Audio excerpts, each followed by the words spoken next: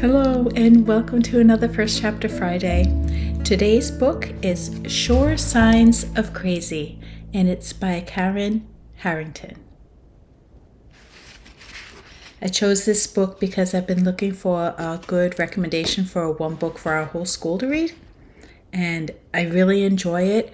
I don't know that it's for everyone, but I think it's for most, if that makes sense. Chapter 1. You've never met anyone like me, unless, of course, you've met someone who survived her mother trying to drown her, and now lives with an alcoholic father. If there are other people like this, I want to meet them pronto. Pronto, which is my current favorite word, is what they say in cop shows when detectives want information fast. There would be a lot I could learn from those people, especially if they're older than me, which is almost 12. As it is right now, I have to learn most things on my own. This is what I've written in my real diary. I could never say this out loud. Never. If you want to know, I have a real diary and a fake diary. The fake diary is a decoy, the one that you hide in plain sight. If someone finds it and reads it, he will think that you're a normal person and move right along.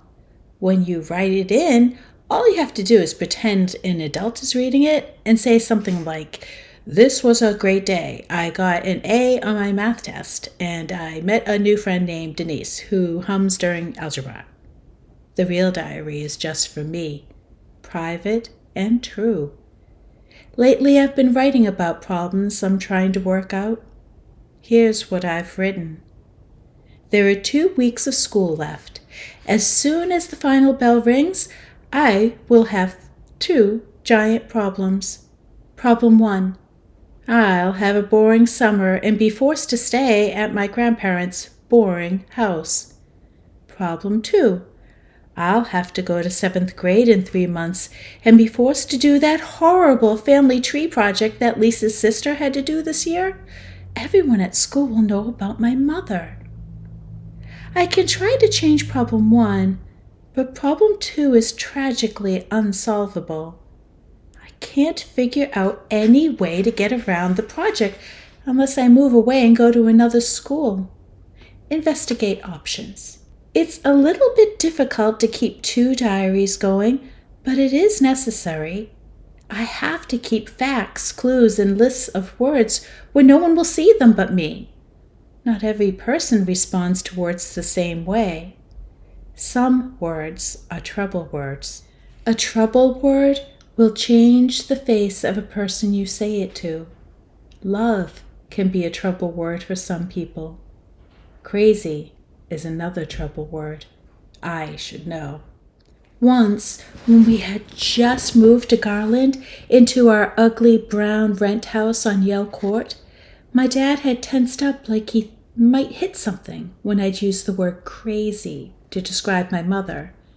It was because of career day at school.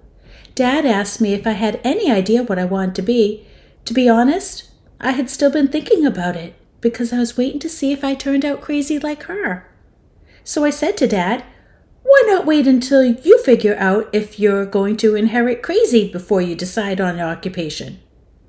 I don't know why I said this out loud. I'm usually careful with words.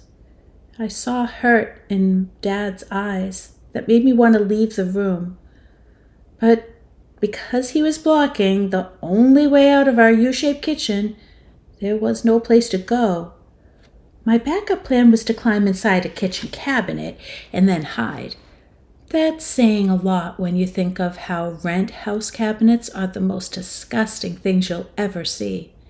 If there's a list of the grossest places on earth, these cabinets are on it.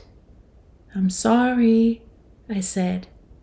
He took a deep breath and told me no, I wasn't going to be crazy, and please don't ever use that word to describe her again, young lady.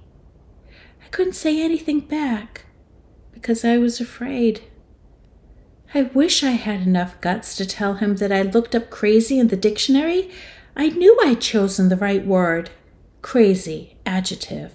Mentally deranged, demented, insane. I added crazy to my list of trouble words.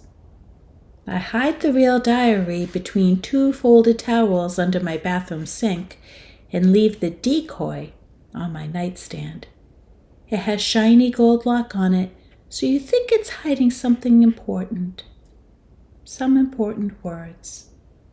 Chapter 2.